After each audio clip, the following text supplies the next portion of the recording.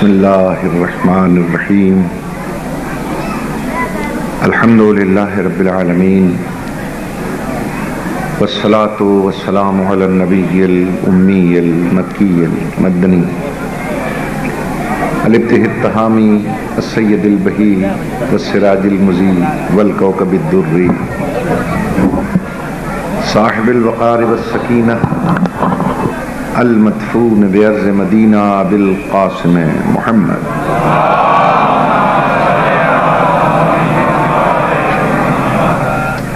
وعلى عترته الطيبين الطاهرين المعصومين الذين أذهب الله عنهم الرجس وطهرهم تطهيرا صلوات.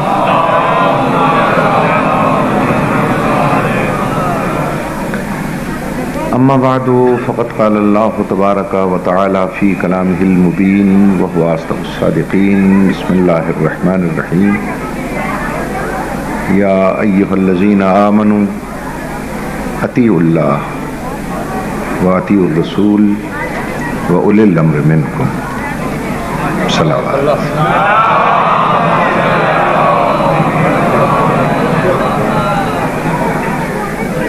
خداوند عالم آپ حضرات کی اس عظیم الشان عبادت کو قبول فرمائے. وانی مجلس کی اس سعی کو اللہ مشکور فرمائے. جو دل میں تمنائیں لوگ لے کر آئے ہیں بحق محمد و آل محمد، اللہ ان کو پورا کرے اور بے اولادوں کو سرکار آل محمد کے صدقے میں اولاد سے سرفراز فرمائے. خصوصاً میرے بھائی ریاض حسین صاحب اور حسنین صاحب کو خداوند عالم اولاد مدینہ سے سرفراز فرمائے. آپ حضرات مسلسل جلیل القدر علماء، خطبہ اور واعظین کو سماعت فرما رہے ہیں. ان معرکۃ الآراء تقریروں کے بعد میرے جیسے طالب علم کے لیے بڑا مشکل ہے کہ میں کس عنوان پر آپ سے گفتگو کروں. بسم اللہ بسم اللہ. میں نے ڈرتے ڈرتے ایک آیہ مبارکہ کو عنوان بیان قرار دیا ہے جس میں ارشاد الہی ہو رہا ہے: ایمان والو، اللہ کی اطاعت کرو، اللہ کے رسول کی اطاعت کرو اور ان صاحبان امر کی اطاعت کرو جو تم میں قرار دیے گئے.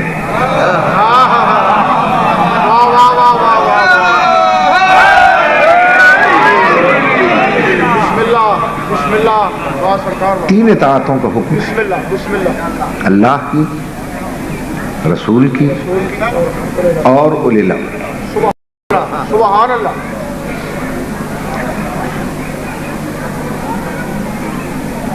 اطاعت کیسے کہتے ہیں؟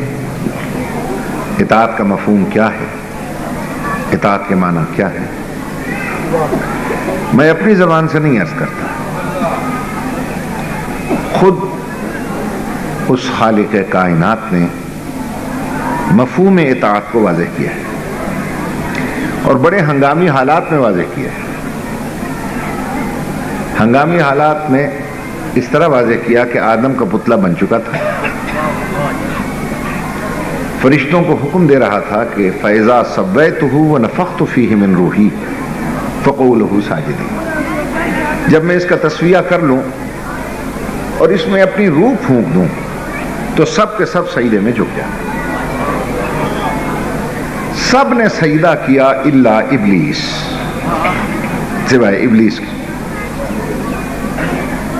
تو اس نے پوچھا کیوں نہیں سجدہ کرتا اسے؟ لما خلقت بیدیا، جسے خلق کیا میں نے اپنے دونوں دست قدرت سے، دونوں ہاتھوں سے. جواب میں وہ کہتا ہے میری عبادت میں فرق آتا ہے، میری اطاعت میں فرق آتا ہے. جو پیشانی تیرے سامنے جھکی ہے وہ تیرے غیر کے سامنے کیسے جھکے؟ وہاں اللہ پورے جلال میں آ کر مفہوم اطاعت کو واضح کر رہا ہے اور اس کا جلال ایک لفظ سے ظاہر ہے. یہ نہیں کہتا او مولب الملکوت، یہ نہیں کہتا او عزازیل، یہ نہیں کہتا او شیطان، بلکہ پورے جلال میں فرماتا ہے یا لعین او ملعون، او ملعون۔ کیا کہا تو نے؟ تیری اطاعت میں فرق آتا ہے۔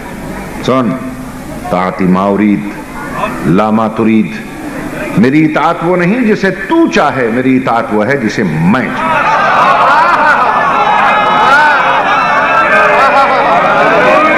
سبحان اللہ، سبحان اللہ، واہ واہ واہ، رب کی قسم نہیں، رب میرا ہے عام رب تک محدود ہے، سادہ رب نہیں، رب کافراں مشرک خدا محدود ہے، نہ صرف عبادت ہے، ساتھ اس دی محمد و علی دا معبود جیڑا رب اس نو رب تسلیم کریے، آلے نبی تے پڑھدا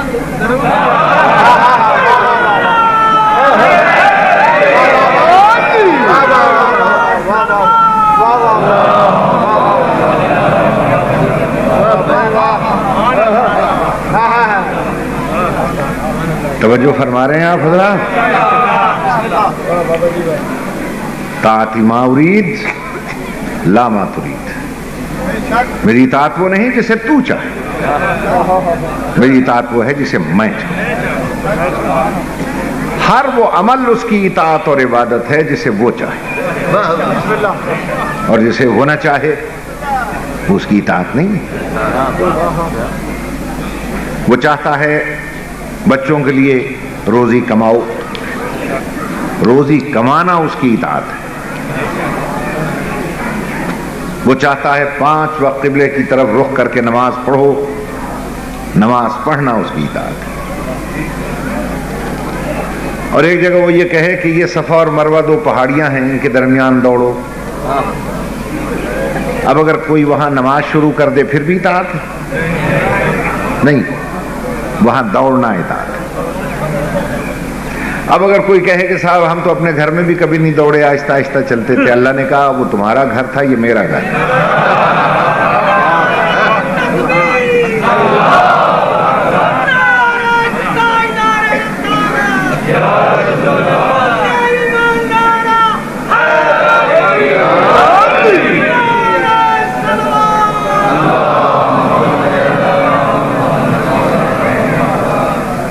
تم کمزور ہو تو دوڑو، طاقتور ہو تو دوڑو، فقیر ہو تو دوڑو، امیر ہو تو دوڑو، یا یہاں پہ دوڑو ورنہ یہاں سے دوڑو۔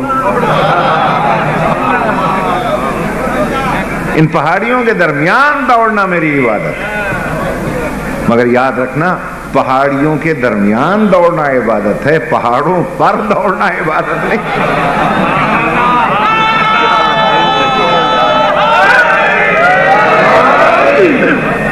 ہر وہ عمل جسے میں چاہوں میری عبادت۔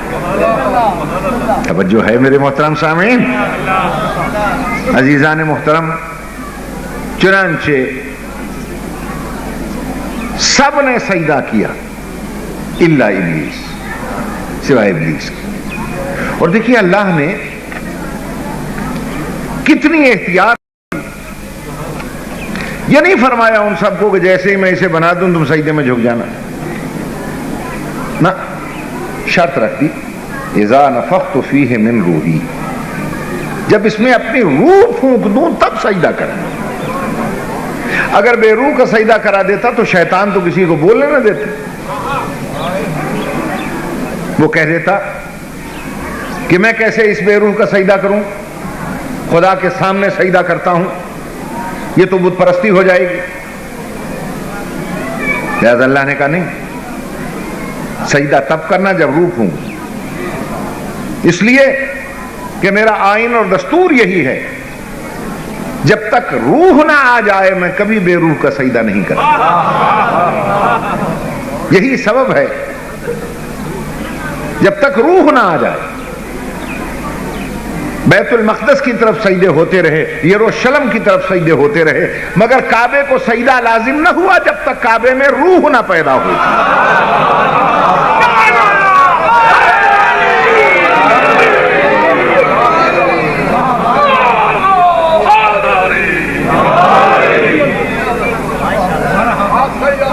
کعبہ پیدا ہوا، مسجد خلائق بن گیا،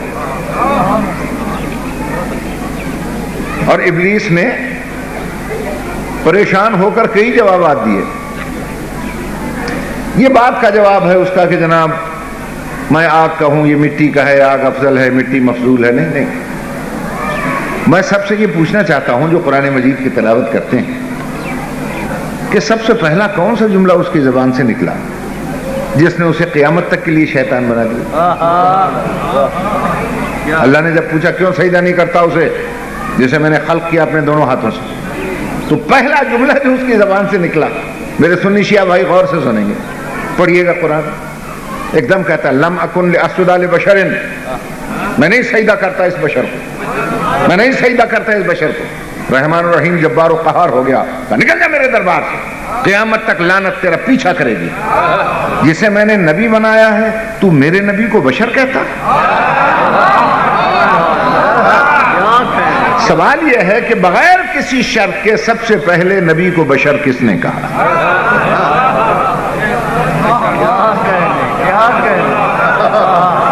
نہیں نہیں نہیں، اللہ نے یہ لفظ استعمال کیا تھا، معاف کیجئے گا، تو اس نے سلسالن کی قید لگائی، من حمائم مسنون کی قید لگائی، نفخ روح کی قید لگائی، مگر یہ لفظ اپنے مطلب کا ہے وہ لے لیتا ہے، جو اپنے مطلب کا نہیں اسے چھوڑ دیتا ہے۔ یہ آدھے کا لینا اور آدھے کا چھوڑ دینا کس کی سنت ہے؟ عزیزوں سوچ کے بتائیے گا، آدم بڑے ہیں یا سرکار؟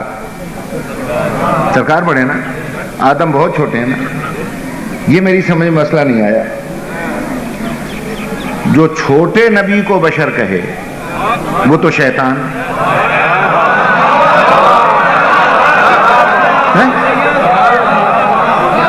اور جو سب سے بڑے نبی کو یہی کہے وہ سب سے بڑا مسلمان۔ یہ مہمہ میری سمجھ میں نہیں ہے۔ نوجوان ہمیں چھیڑ چھاڑ کرتے ہیں، کہتے ہیں صحیح شیطان کی کوئی نشانی بتائیں تاکہ دور سے پتہ چل جائے۔ میں نے کہا میرے پاس اگر یہ کیمرے ہوتے نا جو لگے ہوئے ہیں تو میں پوری فلم بنا کر تجھے دے دیتا نا، میں تھا نہیں، یہ کیمرے تھے، مگر قرآن نے تصویر کھینچی ہے کہ سب سے پہلے نبی کو بشر اس نے کہا۔ بس جو نبی کو بشر بشر کہتا نظر آئے سمجھ لو اسی کا فوٹو ہے۔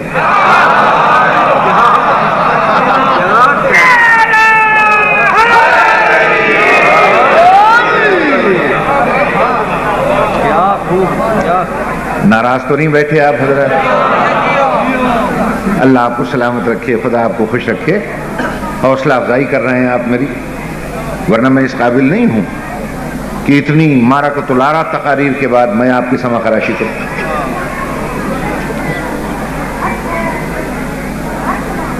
اطاعت جسے وہ چاہے، اللہ کی چاہت کے مطابق عمل کرنا، یہ اس کی اطاعت۔ اور اللہ نے کہا میں پورے نمونے دکھاؤں گا اطاعت، خالی تھیوری نہیں، پریکٹیکل نمونہ۔ دیکھو یہ آل محمد ہیں، ان کو پہچانو، انہوں نے دنیا میں وہی کیا جو میں نے چاہا، میں چاہتا رہا یہ کرتے رہے، میں نے چاہا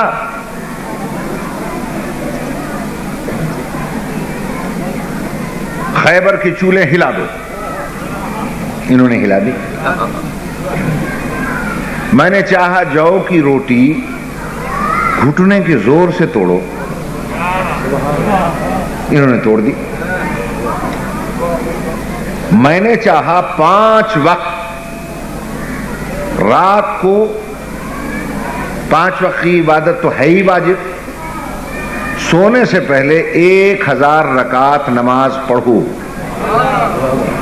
انہوں نے پڑھ کے دکھا دی۔ ایک رات میں نے چاہا کہ تم نماز نہ پڑھو، آرام سے سو جاؤ، میں چاہتا رہا یہ کرتے رہے، میں نے چاہا گردنیں کاٹ دو، انہوں نے کاٹ دی، میں نے چاہا آپ گردنیں کٹوا لو، انہوں نے کٹوا لی۔ انہوں نے دنیا میں وہی کیا جو میں نے چاہا۔ اسی لیے ارشاد ہوا ما تشاؤون الا ان یشاء اللہ، تم چاہتے وہی ہو جو میں چاہتا ہوں، تم کرتے وہی ہو جو میں کرتا ہوں۔ اب خلاصہ بیان عرض کر دوں کیوں میرے محترم سامعین، جب ان ہستیوں نے دنیا میں وہی کیا جو اس نے چاہا، تو ایمان سے بتائیے آپ کے اصول دین میں عدل ہے یا نہیں؟ یوم عدل قیامت ہے یا نہیں؟ قیامت کے دن اللہ عدل کرے گا یا نہیں؟ اور اگر قیامت کا دن سامنے آ گیا آل محمد، ہماری اور آپ کی بات الگ ہے، آل محمد آ گئے، توجہ ہے یا نہیں؟ عزیزان محترم، کہتے ہیں جی اللہ سے واسطہ پڑے گا قیامت کے دن، میں کہتا ہوں دعا کرو اللہ سے واسطہ پڑے، اگر سب کو چھڑا کے نہ لے آؤ تو میرا نام بدل دینا، اس لیے کہ جیسا کہ مولوی صاحبان کہتے ہیں کہ اللہ بیٹھے گا تخت پہ اور سامنے آ جائیں گے ہم سب، اتنے ذہین مولوی جنہوں نے آپ کے اسمبلی کا ناطقہ بند کیا ہوا ہے، کسی کی بات نہ مانتے ہیں نہ سنتے ہیں، وہ تو اللہ سے ایسی ایسی بحثیں کریں گے کہ اللہ بھی کہے گا کہ ہاں یہ میری مخلوق ہے۔ اب بیٹھ گئے، اللہ نے عدل کے لیے تخت لگا دیا، پہنچ گئے ہم سب مولوی، اس نے کرنا ہے عدل، جھوٹ اس کے سامنے چلے گا نہیں، یہ تو یہاں چلتا ہے نا، وہاں تھوڑی چلے گا۔ ہم نے جا کے کہا اللہ سائیں سلام، اللہ نے کہا وعلیکم السلام، کیا نام ہے تمہارا؟ اب جھوٹ تو نہیں بول رہا، میں نے کہا سرکار مجھے نسیم عباس کہتے ہیں، کیا کرتے رہے دنیا میں؟ صاف بات ہے، یا اللہ تو خود بھی بہتر جانتا ہے، مجلسیں پڑھتا رہا، بھئی یہی بات ہوگی نا، کہاں کہاں مجلسیں پڑھیں؟ سر جھکا کے کہاں جہاں سے پیسے زیادہ ملتے تھے۔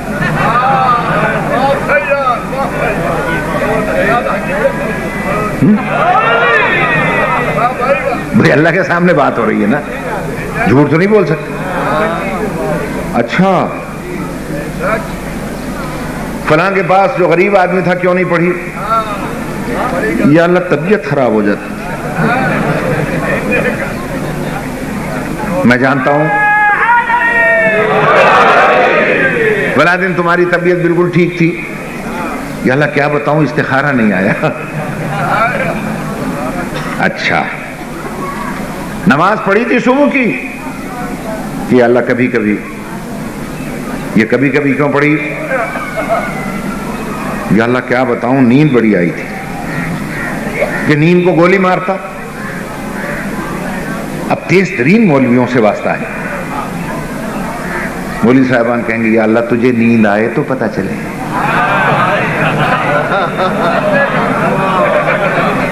کہ نیند میں کتنا سواد ہے، کیسے گولی مارے ہم اسے۔ اچھا چلو کوئی بات نہیں، دوپہر کی، یا اللہ کبھی کبھی، کبھی کبھی کیوں؟ کہ بال بچوں کے لیے روزی کما رہا تھا، کہ نہ کماتا، کہ تیرے بال بچے ہوں تو پتہ چلے کہ نہ کمانے میں کیا تکلیف ہے۔ جہاد کیا تھا کہ سب سے پہلے، پھر کے واپس آ گیا سب سے پہلے۔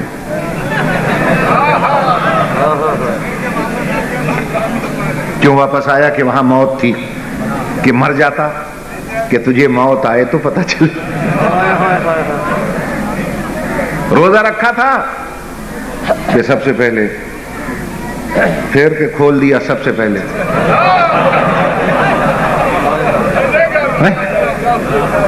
یہ تو نے سب سے پہلے کیوں کھول دیا؟ کہ اللہ کیا بتاؤں بھوک بڑی لگی تھی،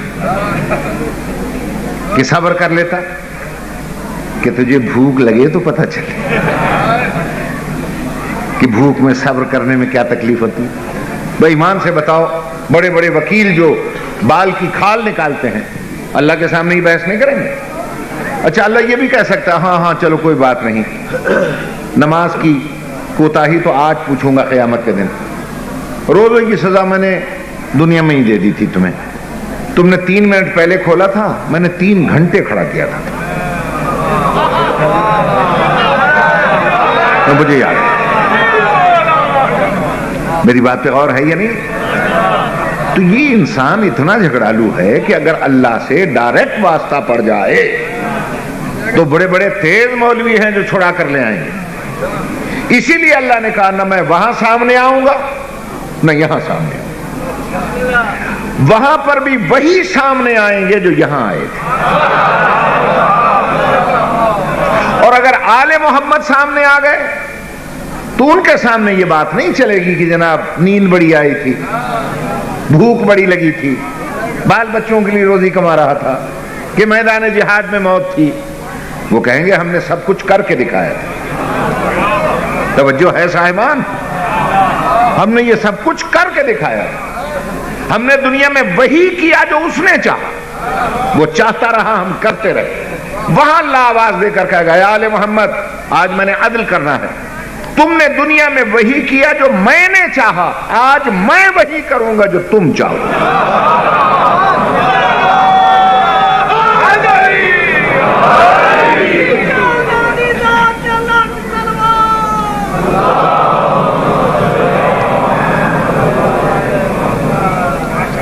بولو کیا چاہتے ہو، بولو کسے چاہتے ہو؟ تو آل محمد کا تقاضا عدل پکار کر کہے گا یا اللہ ہم بھی انہی کو چاہتے ہیں جو ہمیں چاہتے ہیں۔ توجہ ہے صاحبان، اسی لیے ان سب کو اولی الامر قرار دے کر اولی الامر کی اطاعت کو لازم قرار دیا۔ اس نے کہا دیکھو میری اطاعت کرو، میرے رسول کی اطاعت کرو، اور ان صاحبان امر کی اطاعت کرو۔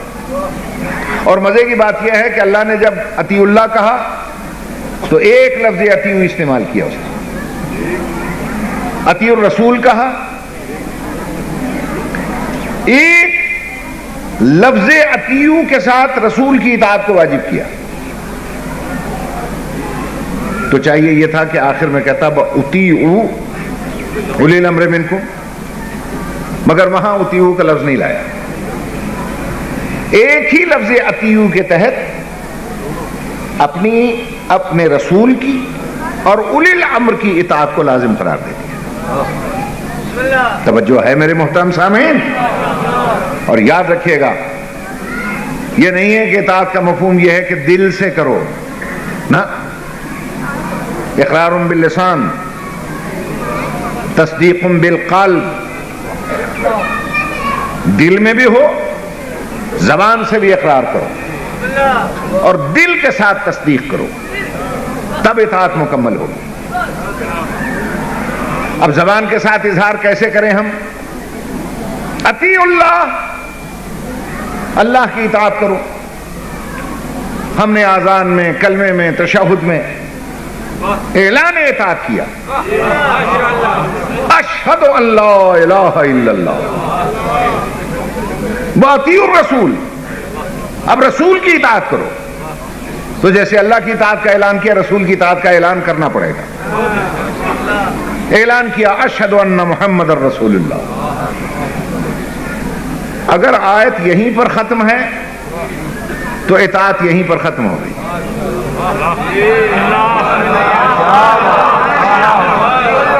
اور اگر آیت آگے جا رہی ہے وَأُولِي الْأَمْرِ مِنْكُمْ، اولی الامر کی اطاعت کرو، تو جیسے اللہ کی اطاعت کا اعلان کیا ہے، رسول کی اطاعت کا اعلان کیا ہے، اولی الامر کی اطاعت کا اعلان کرتے ہوئے کیوں پیٹ میں درد اٹھتا ہے؟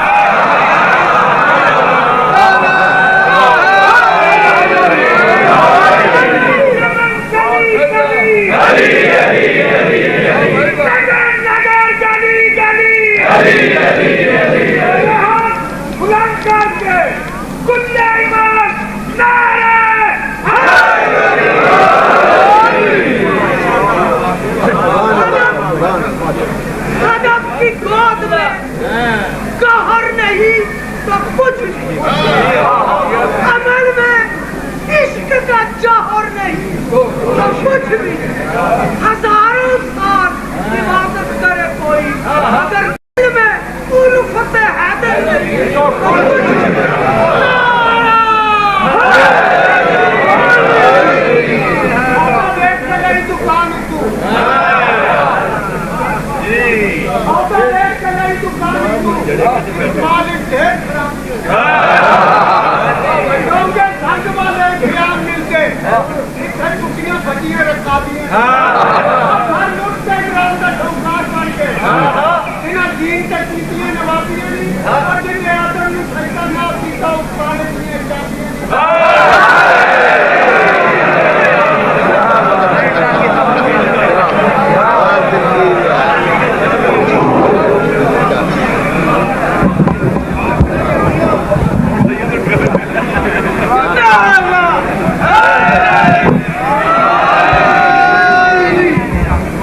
بھائی گھبرائے تو نہیں بیٹھے آپ؟ بھائی سوال یہ ہے کہ آذان ہے، اقامت ہے، نماز ہے، اگر قرآن کے مطابق نہیں ہے تو کچھ بھی نہیں۔ جب تین اطاعتوں کا حکم ہے اور تینوں کا اعلان کرنا ہے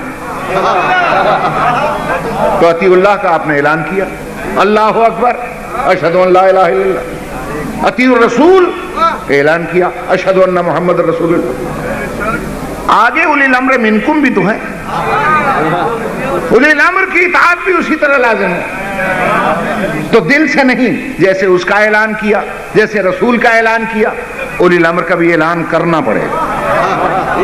میں یہ نہیں کہتا ہوں کہ آپ میرے مولا علی کے نام کا اعلان کریں آذان میں، اقامت میں یا نماز میں، نہیں، میں کچھ نہیں کہتا، وہاں اولی الامر کا حکم ہے، اولی الامر کی اطاعت کا اعلان کرنا پڑے گا۔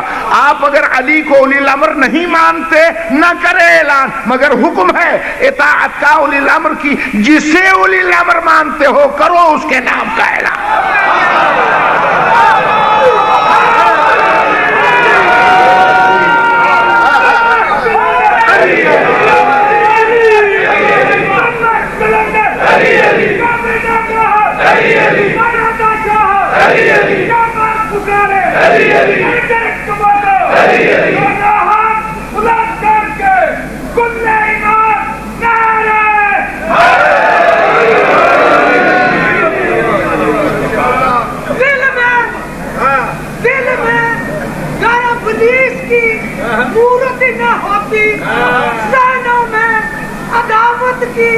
قدورت نہ ہوتی، سبھی انسان کرتے پیار اگر مولا علی سے دوزخ بنانے کی۔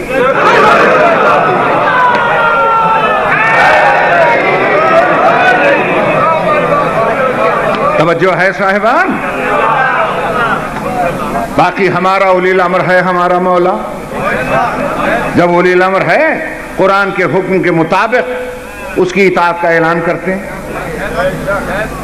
اب یہاں بعض دفعہ ایسا ہوتا ہے، میں تو بہت کم پڑھا لکھا آدمی ہوں، علماء کرام سے بحثوں میں الجھ جاتے ہیں لوگ کہ جی آپ کے علماء نے لکھا ہے کہ علی ولی اللہ جزو آذان نہیں ہے، علی ولی اللہ جزو کلمہ نہیں ہے، تو جب علی ولی اللہ جزو کلمہ ہی نہیں ہے، جزو آذان ہی نہیں ہے، تو ہم کیسے پڑھیں نماز میں؟ میری بات پہ غور ہے یہ نہیں؟ بے شک میں مانتا ہوں ہمارے علماء نے یہ لکھا ہے، مجتہدین نے لکھا ہے کہ جزو آذان نہیں ہے، جزو کلمہ نہیں ہے علی ولی اللہ، مگر ہمارے مجتہدین کی عبارت کو سمجھنے کے لیے عقل چاہیے، عقل چاہیے۔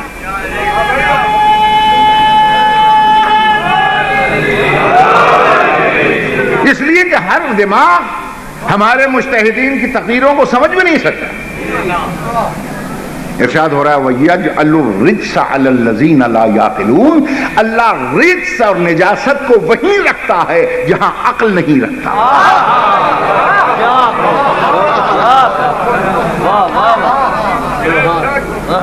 جہاں عقل ہی نہیں ہے وہاں ہمارے مجتہدین کی تحریریں کیا سمجھ میں آئیں گی؟ جو یہ بحث کرتے ہیں تو ذرا مجتہدین کے درس خارج میں بھی شریک ہو کر دیکھیں۔ جہاں وہ وضاحت بھی کرتے ہیں ہر شے کی. یہ جو لکھتے ہیں کہ جزو آذان نہیں ہے، جزو کلمہ نہیں ہے، اس کا مفہوم سمجھ میں نہیں آتا. جائیے نجف میں اور قم میں درس خارج پڑھ کے دیکھیں، پھر آپ کی سمجھ میں آئے گا. جز کسے کہتے ہیں؟ پہلے آپ جز اور کل کی تعریف بتائیں مجھے. جز اسے کہتے ہیں کہ اگر کل سے نکل جائے کل باقی تو رہتا ہے مگر ناقص ہو جاتا ہے. جز کی تعریف سمجھ میں آئی ہے؟ آج میں وکالت کر رہا ہوں اپنے مجتہدین کی، توجہ چاہتا ہوں. مثلا یہ ہاتھ میرے بدن کا جز ہے، خدا نہ خواستہ یہ ٹوٹ جائے یا نکل جائے، کل باقی تو رہے گا، ناقص ہو جائے گا. توجہ کیجئے، یہ آنکھ میرے بدن کا جز ہے، خدا نہ خواستہ ہی نکل جائے، کل باقی تو رہے گا، ناقص ہو جائے گا. میری بات پہ غور ہے یہ نہیں؟ عزیزان محترم، پاؤں میرے بدن کا جز ہے، خدا نہ خواستہ نکل جائے، کل باقی تو رہے گا، ناقص ہو جائے گا. اب سوچ کے بتائیے. لیکن اسی بدن میں ایک اور شے ہے، اگر وہ نکل جائے نہ جز کام کا رہتا نہ کل، اسے روح کہتے ہیں. بھئی اگر روح نکل جائے تو جز رہتا ہے کام کا، کل رہتا ہے کام کا؟ نہیں رہتا نا. اگر روح نکل جائے پورا کل نجس ہو جائے گا. پاکیزگی کی دلیل ہے روح کا رہنا. جز نکلنے سے نجس نہیں ہوتا، جز نکل جائے تو کل پاک رہتا ہے، صرف ناقص ہو جاتا ہے. اور روح نکل جائے تو نہ کل رہتا ہے باقی، نہ جز رہتا ہے باقی. اب آپ سمجھے جہاں جہاں بیٹھے ہیں. جن مجتہدین نے یہ لکھا ہے کہ علی ولی اللہ جزو آذان نہیں ہے، جزو اقامت نہیں، جزو کلمہ نہیں ہے، ان کے کہنے کا مقصد یہ ہے کہ اگر وہ نکل جائے جز کی حیثیت سے کل باقی تو رہے گا مگر ناقص ہو جائے گا. لہذا وہ یہ کہتے ہیں کہ علی ولی اللہ جزو آذان اور کلمہ اور نماز نہیں ہے، علی ولی اللہ روح آذان ہے، روح کلمہ ہے، روح. اگر یہ نکل گیا تو ساری عبادت نجس ہو جائے گی.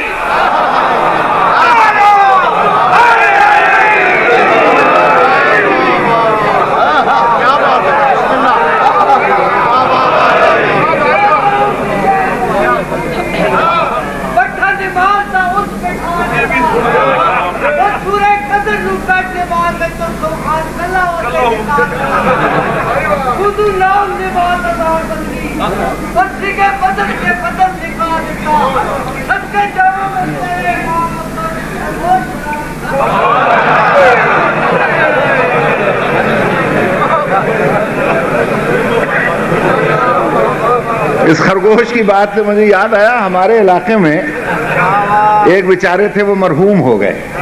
دیندار ان کا لقب تھا، دیندار، غلام عباس دیندار. وہ پہلے ہندو تھا بیچارہ، پھر مسلمان ہوا. تو وہ آل محمد سے اتنی عقیدت رکھتا تھا کہ وہ 10 منٹ 15 منٹ سٹیج پہ ضرور بولتا تھا. تو ایک دن اس نے تقریر میں یہ کہا، اس نے کہا میں ہندو تھا مسلمان ہوا. ٹھیک ہے نا. میں نے آل محمد کے در پہ جو حلال و حرام کا فلسفہ دیکھا تو میں اس نتیجے تک پہنچا. پہلے وہ کہتا تھا کہ دیکھو میں ہندو تھا اور گنگا سے جو پھسلا لبے کوثر پہنچا.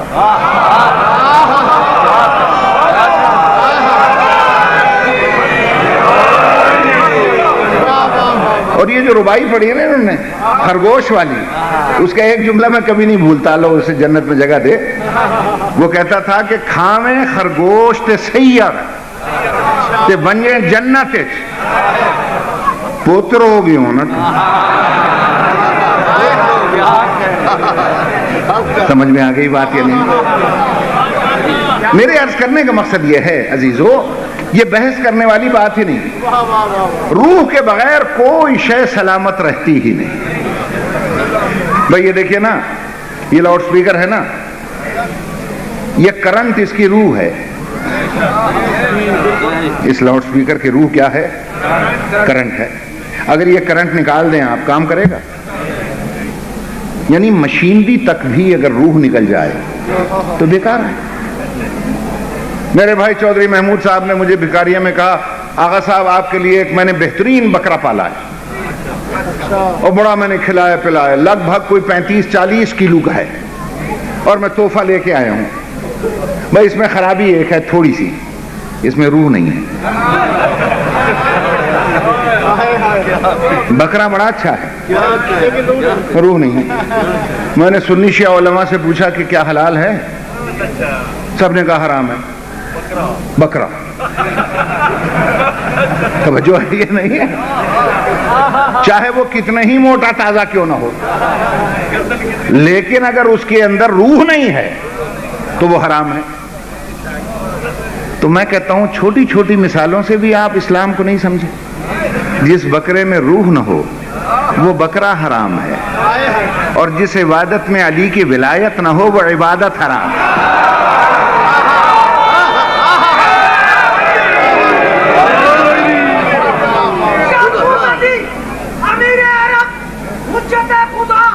قیمت نہ دے سکا کوئی، جس کی حاجات میں سائل کو بخش دی، وہ انگوٹھی نماز میں اے راست پر وہی جسے حاضر سے رہا، جس عبادت میں علی نہیں ہو عبادت خدا۔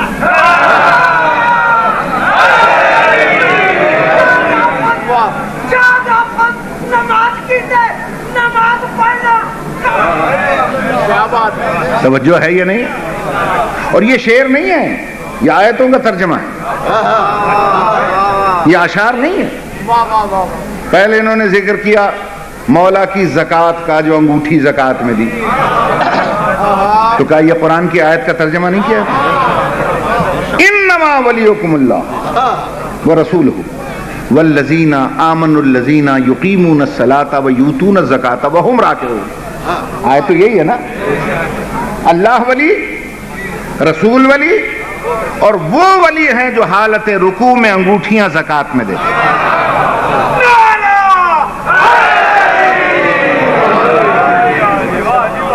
زکوٰۃ دی میرے مولا نے، آیت اتار دی اللہ نے، ولایت کا ذکر کیا اللہ نے۔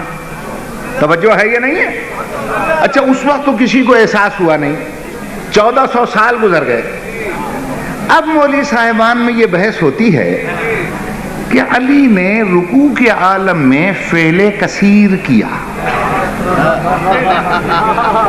توجہ چاہتا ہوں، اب میں کیا کروں، کافی وقت لے لیا، اب بات ربائی پر آ گئی ہے تو اسی پہ ختم کرتا ہوں۔ بھئی سوال یہ پیدا ہوتا ہے کہ اب علماء اس پر بحث کر رہے ہیں کہ بھئی حالت رکوع میں سائل نے صدا دی، میرے مولا علی نے یوں ہاتھ بڑھایا، اس نے انگوٹھی اتاری، وہ لے کر ادھر گیا، علی نے پھر ہاتھ رکھ لیا یہاں۔ تو مولوی صاحب کہتے ہیں کہ علی نے فعل کثیر کیا نماز میں، علی کی نماز رہی کہ ٹوٹ گئی؟ اب یہ بحث، علی کی نماز رہی یا ٹوٹ گئی؟ میں ایک جگہ گیا، مولوی صاحبان بحث کر رہے تھے، اکثریت کہہ رہی تھی کہ نماز ٹوٹ گئی، اتنے میں میں پہنچ گیا۔ وہ جگہ لگا نسیم صاحب چلو تسی بھی آ گئے ہو، بڑی اچھی بحث ہو رہی ہے۔ میں نے کہا کیا؟ یہ جو حالت رکوع میں ہاتھ بڑھایا، ہلایا، پھر رکھا، فعل کثیر سے نماز رہی کہ ٹوٹ گئی؟ میں نے کہا تمہارا کیا خیال ہے؟ کہ ہم تو سمجھتے ہیں ٹوٹ گئی، تمہارا کی خیال ہے؟ میں نے کہا میں تمہاری تائید کرتا ہوں، تمہارا دل نہیں توڑتا، تم کہتے ہو ٹوٹ گئی، چلو میں بھی کہتا ہوں ٹوٹ گئی۔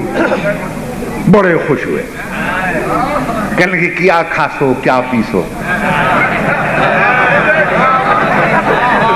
میں نے کہا میں ایسے کھانے پینے پہ لعنت کرتا ہوں، پہلے فیصلہ تو کرو۔ بھئی تم کہتے ہو ٹوٹ گئی، چلو میں بھی تمہارا دل نہیں توڑتا، میں بھی کہتا ہوں ٹوٹ گئی، مگر میرا ایک سوال ہے، تم سب مل کے اس کا جواب دو کہ جس کی ٹوٹی ہوئی نماز پہ ولایت دی ہے اللہ نے، ثابت نماز پہ کیا دیکھا؟ یہ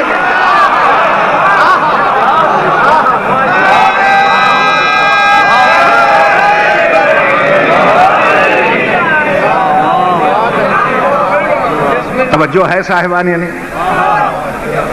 بسم اللہ الرحمن الرحیم، لاؤ کسمو بہذا البلد وانت ہند بہذا البلد ووالد وما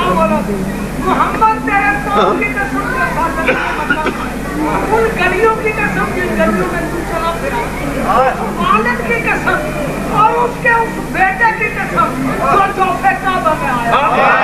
अम्मद आबद और माबूद में एक वास्ता ठहरे और जनाबे अली उस वास्ते के वास्ते एक रास्ता ठहरे।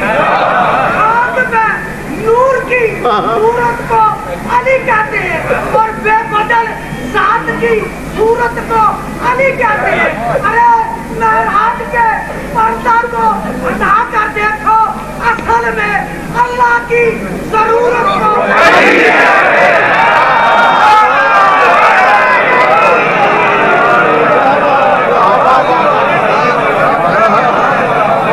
भाई तवज्जो है साहिबान। अब जाहिर है कि मैं मुकाबले के लिए तो खड़ा हुआ नहीं,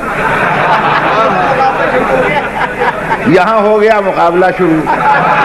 मुकाबला हो रहा है मौला की विलायत पर। तवज्जो है ये नहीं है? अच्छा, इन्होंने अभी वो आयत पढ़ी, ला उक़सिमु बिहाज़ल बलद व अंता हिल्लुन बिहाज़ल बलद। ऐ मेरे हबीब, मैं जरूर कसम खाऊंगा शहर मक्का की, सरजमीन काबा की, मगर कब? जब तेरे कदम सरजमीन पर आ जाए। हालांकि कदम तो लायक कसम नहीं होते। बोलो भाई, सर की अगले कसमें खाते हैं, पैर की भी कसम खाता है? किसी ने कसम खाई है, मुझे कसम है तेरी लंगड़ी टांग की, कसम है मुझे तेरे पैर की। जो भी कसम खाता है वो सर की खाता है, तेरे सर की कसम। सर और पांव में कोई फर्क नहीं होता। बोलो भाई, आपने कहा नसीम साहब सलाम वालेकुम, मैंने पैर से जवाब दिया वालेकुम अस्सलाम। आप कहेंगे बड़ा बदतमीज मौलवी है, सलाम करते हैं हाथ से, जवाब देता है टांग से।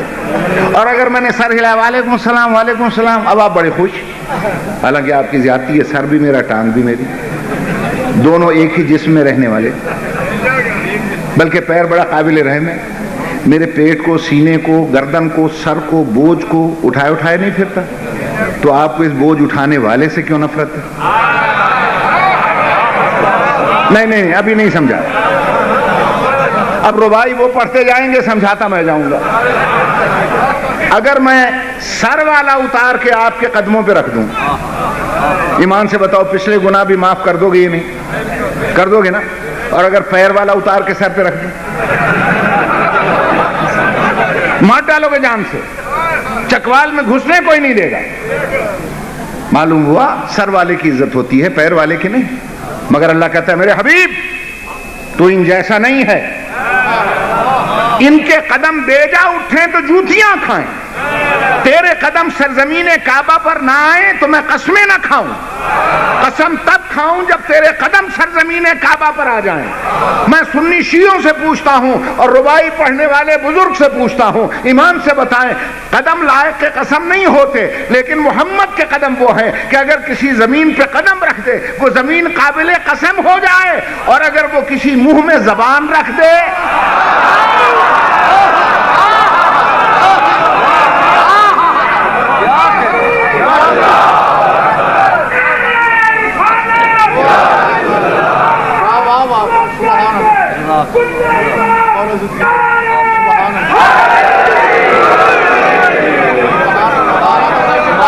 तवज्जो है साहिबान या नहीं है? इन्नमा वलियुकुमुल्लाह, अल्लाह वली व रसूलुहु रसूल वली वल्लज़ीना आमनुल्लज़ीना, और वो वली हैं जो हालत रुकू में अंगूठियां ज़कात में देते। सीगा जमा का है, एक नहीं, कम से कम 3 पे इतलाक है, आगे 12 तक जाएं, 14 तक जाएं। मेरी बात पे और है ये नहीं भाई? मेरी समझ में मसला नहीं आया, मस्जिद में कितने नमाजी थे? भाई मस्जिद तो नमाजियों से भरी हुई थी ना। भाई साहब एक बात आई है मेरे जहन में, मैं पूछना लूं आपसे, मस्जिद तो नमाजियों से भरी पड़ी है, अल्लाह का घर है, साइल मांग रहा है अल्लाह के घर के दरवाजे पे। तवज्जो चाहता हूं, ٹھیک ہے نا بھائی؟ میں جو ٹھہرا ہوا ہوں بھائی ریاض صاحب کے گھر، میں تو مہمان ہوں. ایک سائل آ کر کہتا ہے کوئی اللہ نام پہ دینے والا، تو میری ڈیوٹی نہیں ہے کہ میں دوڑا ہوا چلا جاؤں سائل کو دے آؤں. بھائی جس کا گھر ہے وہ دے. نہیں سمجھ میں آئی بات؟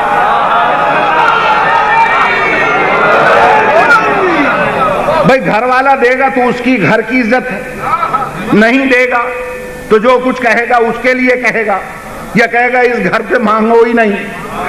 میری بات پہ غور ہے یا نہیں ہے؟ میری ڈیوٹی نہیں ہے کہ میں چلا جاؤں. سوال یہ ہے کہ کیا علی نے ٹھیکہ لے رکھا تھا؟ سائل مانگ رہا ہے اللہ کے گھر کے دروازے پر، تو یہ جو اتنے نمازیوں سے مسجد بھری ہوئی تھی، کسی کو اللہ کے گھر کی عزت کا خیال نہیں آیا؟ علی کے پیچھے تو یہ ہے کہ فعل کثیر سے نماز رہی کہ ٹوٹ گئی. سوال یہ ہے کہ اللہ کے گھر سائل جو کھڑا تھا، کسی نمازی کو اللہ کے گھر کی عزت کا خیال نہیں آیا؟ کوئی اور دے دیتا. علی کی کیا ڈیوٹی تھی؟ میں جب یہ سوچ رہا تھا، جبریل نے میرے منہ پہ ہاتھ رکھا اور کہا سوچ سمجھ کے بات کر. کسی کو اللہ کے گھر کی عزت کا کیسے خیال آتا؟ کوئی اس گھر میں پیدا ہوا ہوتا تو عزت سمجھتا.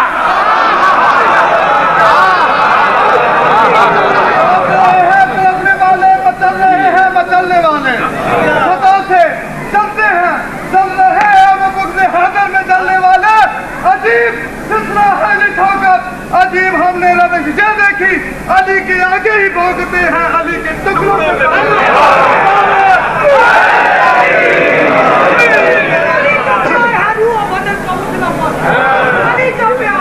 علی کا پیار ہرو بدل کا اجلا پر اور تیری سمجھ میں سمائے بنا کے رکھتا.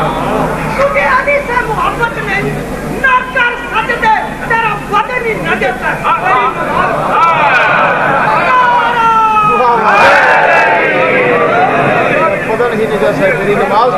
اب اس راز پہ جو آپ نے ان سے شعر سنا، ایک علامہ اقبال کا بھی سن لیں.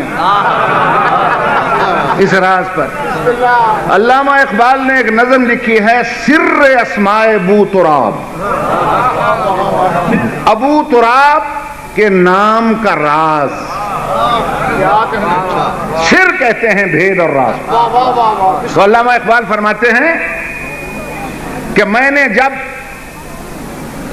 ابو تراب کے صرف علی کے نام پر غور کیا کہ اس میں راز کیا ہے. فارسی کلام پڑھیے ڈاکٹر اقبال کا، کہتے ہیں بے ہوش شدم، میں اس راز کو حاصل کرتے کرتے اتنی گہرائی میں گیا بے ہوش ہو گیا. شاعر مشرق مصور پاکستان کہتے ہیں میں بے ہوش ہو گیا ولے بہوشم، مگر اس بے ہوشی میں بھی مجھے اتنا ہوش تھا کہ مولویوں سے کہہ دو بے ہوش شدم ولے بہوشم، گوئی کہ نصیری خاموشم، سمجھ لو کہ میں خاموش نصیری ہوں. آج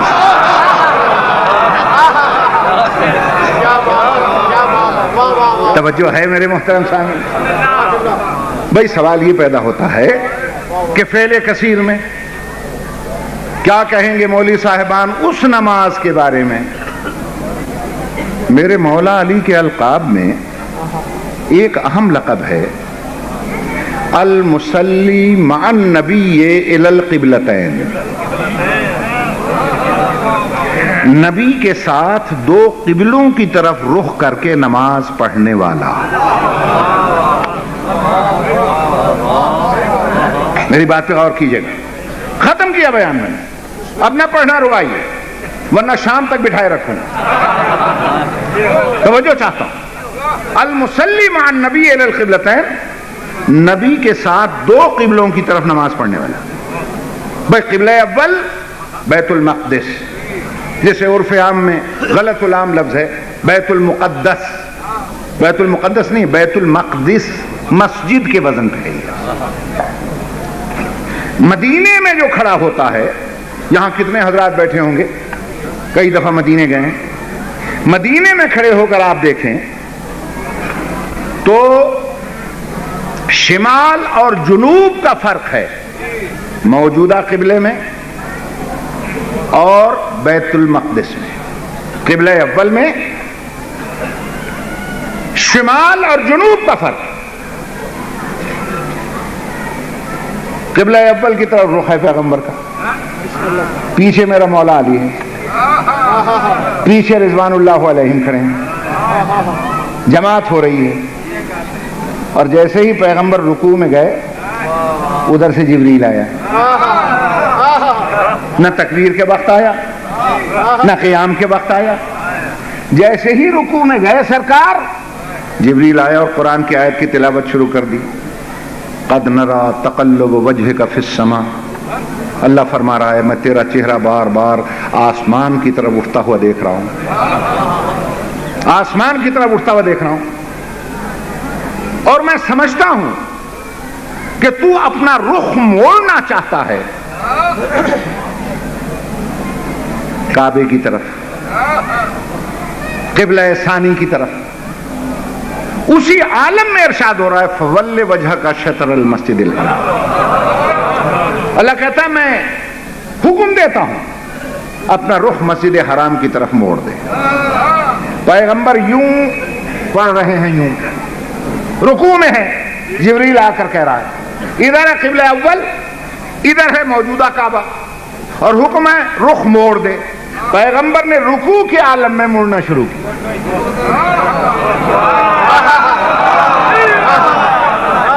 توجہ چاہتا ہوں, یعنی رکوع کے عالم میں پیغمبر مڑے. بڑے غور سے سنیے گا, فنیشنگ ٹچ ہے, اسی پر ختم کروں گا بیان. فعل کثیر صرف ہاتھ ہلانا ہے یا یہ فعل کثیر ہے؟ توجہ. اچھا اللہ بھی عجیب ہے, سمجھ میں تو آتا نہیں. اس کو جب بھی چھیڑ چھاڑ سوچتی ہے تو رکوع میں, رکوع سے پہلے کہہ کے, مگر نہیں, رکوع کے عالم میں پیغمبر مڑ گئے. توجہ چاہتا ہوں. اور تاریخ کے صفحات میں یہ فقرے درج ہیں, پیغمبر کے ساتھ کوئی نہ مڑا سوائے علی کے.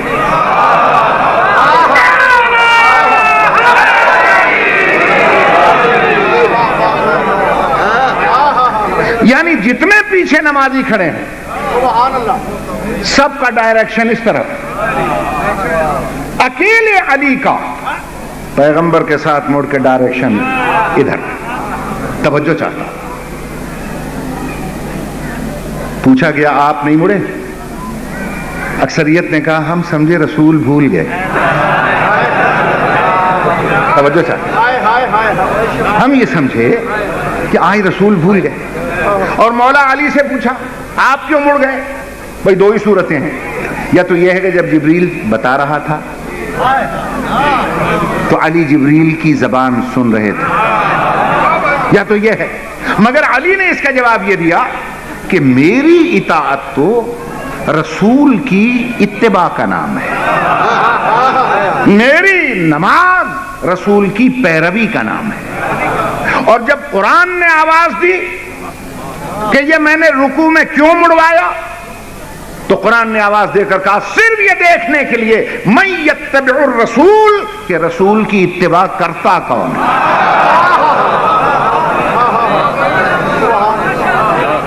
رسول کی اتباع کرتا کون ہے. اس کا مطلب ہے, نتیجہ آپ نکالیں. انہوں نے چونکہ لفظ وکیل آل محمد کہہ دیا, اس لیے میں ایک وکیلانہ بات بھی کرتا چلوں. توجہ چاہتا ہوں. اب آپ خود یہ سوچئے کہ کوئی نہ مڑا سوائے علی کے, جماعت کا رخ ایک طرف, علی کا رخ ادھر جدھر پیغمبر کا. نتیجہ خود نکال لیجئے. اگر جماعت کے ساتھ رہو گے تو ضروری نہیں ہے کہ نبی کے ساتھ رہو.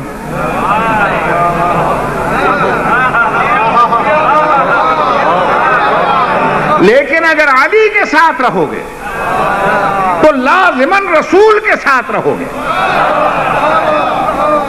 اب میں شیعہ مولویوں سے ایک مسئلہ پوچھنا چاہتا ہوں خاص طور پر, اور تمام عالم اسلام سے پوچھنا چاہتا ہوں عام طور پر, کہ پیغمبر یوں تھے, مڑتے مڑتے یوں مڑے, پیچھے علی کھڑے تھے, مجھے بتاؤ کہ جب قبلے کی طرف رخ ہوا پیغمبر کے آگے کون آیا؟ سمجھو، میں پیغمبر کا رخ ادھر ہے نا، پیچھے میرا مولا علی کھڑا ہے، رخ مڑ گیا یوں، تو آگے کون آیا؟ علی آیا۔ ٹھیک ہے، کوئی سنی شیعہ عالم علی کے آگے آ جانے سے مجھے فتویٰ دے کہ رسول کی نماز رہی یا باطل ہو گئی، میں کچھ نہیں پوچھتا، میں کہتا ہوں کعبے کی طرف جب رخ ہوا آگے علی آ گئے، تو پیغمبر کے آگے تو کوئی کھڑا ہو ہی نہیں سکتا۔ علی کے آنے سے آج تک کیوں مولوی خاموش ہیں؟ فتویٰ دیں، پیغمبر کی نماز رہی یا باطل ہو گئی؟ بولو بولو، باطل ہوئی؟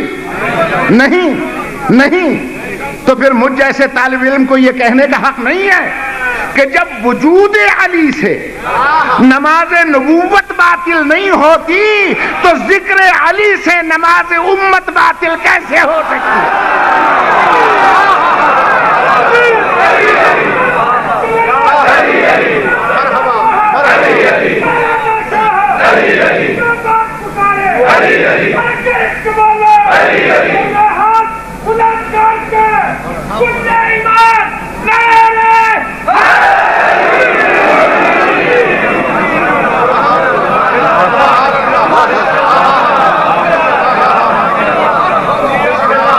گھبرائے تو نہیں بیٹھے؟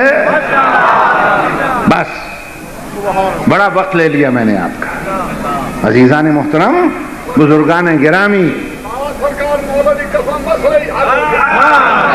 اللہ آپ کو سلامت رکھے، اللہ آپ کو خوش رکھے۔ ارے میں کہتا ہوں مولا علی کی ذات تو بہت بلند ذات ہے۔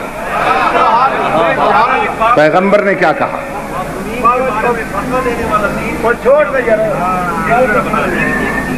گزارش یہ ہے، ہر وہ فتویٰ جو معصوم کی عصمت کے خلاف آئے گا اس کا معصوم کے عقیدے سے کوئی تعلق نہیں۔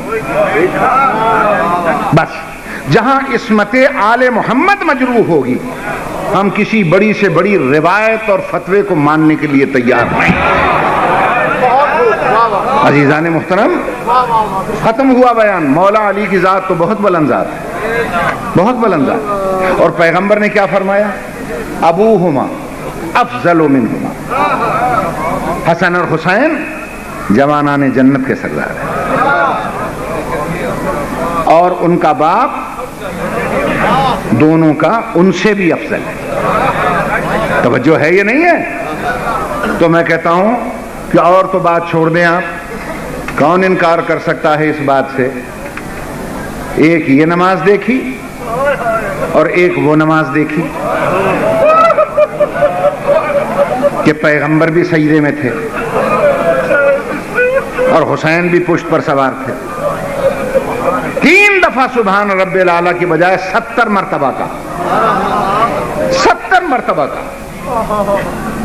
اور جب 70 مرتبہ کہہ لیا، مسکراتا ہوا نواسا اتر آیا اور یہ کہہ کر اترا کہ نانا تو نے میری ناز برداری کی ہے 70 مرتبہ تسبیح پڑھ کر۔ نانا اگر میں نے تیری زبان چوسی ہے اور تیری آغوش کا پروردہ ہوں تو میں وعدہ کرتا ہوں 70 کا جواب اگر 72 سے نہ دیا، 70 کا بدلہ 72 سے نہ اتارا میں نے، تو مجھے تیرا لال کہلانے کا کوئی حق حاصل نہیں۔ اور نانا آپ بھی ذرا آ جائیے گا اور میری نماز کو دیکھ لیجئے گا۔ آپ نے سجدے میں سر رکھا، چاہے 70 مرتبہ سبحان رب الاعلیٰ پڑھا، مگر سجدے سے سر خود تو اٹھایا نا۔ ایک وعدہ آپ بھی کریں کہ جب میں سجدے میں سر رکھوں گا آ کے دیکھ لیجئے گا، میں وعدہ کرتا ہوں کہ میں خود سر نہیں اٹھاؤں گا۔ قاتل کا خنجر سر اٹھائے تو الگ بات، میں سجدے سے سر نہیں اٹھاؤں گا۔ عزیزان محترم، خدا شاہد ہے اللہ آپ کو سلامت رکھے، خدا آپ کو خوش رکھے۔ حسین ابن علی کا سجدہ لاجواب سجدہ، حتیٰ کہ شعراء کو کہنا پڑا اسلام کے دامن میں بس دو ہی تو چیزیں، ایک ضرب ید اللہ ہی، ایک سجدہ شبیر۔ سجدہ کب مکمل ہوتا ہے؟ جب اپنی مرضی سے رکھیں، اپنی مرضی سے اٹھا لیں۔ دنیا کے سجدے ختم ہو گئے مگر حسین کا سجدہ آج بھی چل رہا ہے۔ نہ اس نے اپنی مرضی سے سر اٹھایا، نہ سجدہ ختم ہوا، قیامت تک یہ سجدہ چلتا رہے گا۔ عزیزان محترم، ایمان سے بتائیے گا اس سے بڑا بھی کوئی سجدہ گزار ہے؟ پیغمبر کے سجدے لاجواب، انبیاء کے سجدے لاجواب، جناب امیر المومنین کا سجدہ، زیر خنجر قاتل سجدہ لاجواب، امام حسن کا سجدہ، زخمی باپ کا خیال بھی ذہن میں نہ لائے اور جماعت کی تکمیل کروائی 19 رمضان المبارک کو۔ اور پھر حسین کا سجدہ، اس سے بڑا کون سجدہ ہوگا؟ لیکن مجھے صرف ایک سوال کا جواب دیں گے آپ؟ اتنے سجدہ کرنے والوں میں سید الساجدین کون بنا؟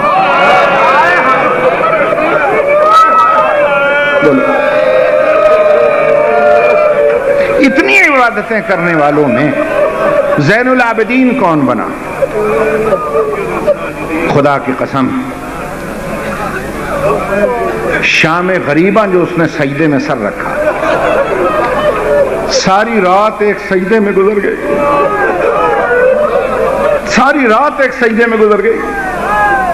حالانکہ 3 وقت انسان پر ایسے آتے ہیں جب انسان کو کچھ یاد نہیں رہتا۔ ایک جب زبردست زلزلہ آ جائے، بلڈنگیں گرنے لگیں، جان کی فکر ہوتی ہے، کچھ یاد نہیں رہتا۔ دوسرا جب زبردست طوفان آ جائے، ریت اور مٹی آنکھوں میں پڑنے لگیں، کچھ یاد نہیں رہتا۔ تیسرا وہ وقت جب خدا نہ خواستہ چاروں طرف آگ میں گھر جائے،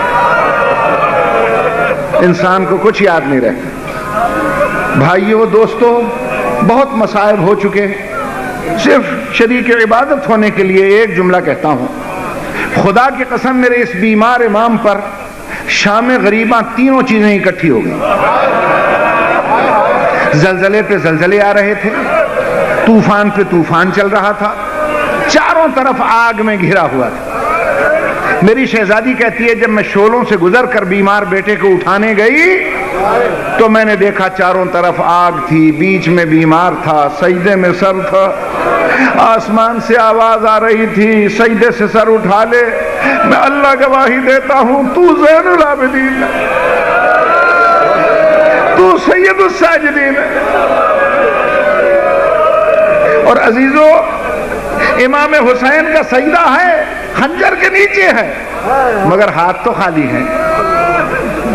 اور جب بیمار نے سجدے کیے، ہاتھوں میں ہتکڑیاں، پاؤں میں بیڑیاں، گلے میں توق، اور پھر ایک جگہ سجدہ نہیں، کبھی بازار میں سجدہ، کبھی دربار میں سجدہ، کبھی وادی پرخار میں سجدہ۔ اور حالت کیا ہے؟ سجدے میں سر جاتا ہے، کوئی زنجیر کھینچتا ہے، کوئی توق ہلاتا ہے، کوئی بیڑیاں کھینچتا ہے۔ آسمان کو رخ کرتے ہیں، پروردگارا تیرے قبلے کی طرف رخ کر کے سجدہ بھی نہیں کرنے دیتے۔ آسمان سے آواز آتی ہے زین العابدین فکر نہ کر، آج جدھر تیرا سر مڑتا جائے گا میرا کعبہ مڑتا چلا جائے گا، بے فکر ہو کر سجدہ کر۔ یہ ہے امام زین العابدین کا سجدہ۔ اور آخری جملہ عرض کر کے میں اجازت لیتا ہوں، یہی میرا بیمار امام فرماتا ہے میرے سجدے تو کچھ بھی نہیں ہے۔ جو سید الساجدین اور زین العابدین، وہ فرماتا ہے میرے سجدے تو کچھ بھی نہیں ہے اس سجدے کے مقابلے میں جو میری پھوپھی نے کی۔ سنو گے؟ سنو گے؟ فرماتے ہیں ما ترکت امتی نافلۃ اللیل ولو کانت علی قطب الجمل، کربلا سے شام تک اونٹ کی ننگی پیٹھ پر نماز تہجد کا بھی سجدہ قضا نہ ہوا۔ اور حوصلے سے سن سکو تو ایک جملہ اور سن لو۔ بیمار نے کہا کہ میرے سجدے ہیں ہتکڑیوں میں ہیں، مگر ہتکڑیاں ڈھیلی ہیں، توق میں ہیں مگر زنجیریں ڈھیلی ہیں۔ اور جو سجدہ میری پھوپھی نے کیا کربلا سے شام تک اونٹ کی ننگی پیٹھ پہ سجدہ، اور میرا 12واں امام فرماتا ہے کیسے سجدہ ہے؟ میرا سلام ہو اپنی اس دادی پر جس کا سر سجدے میں تھا، ہاتھ گردن سے بنے ہوئے،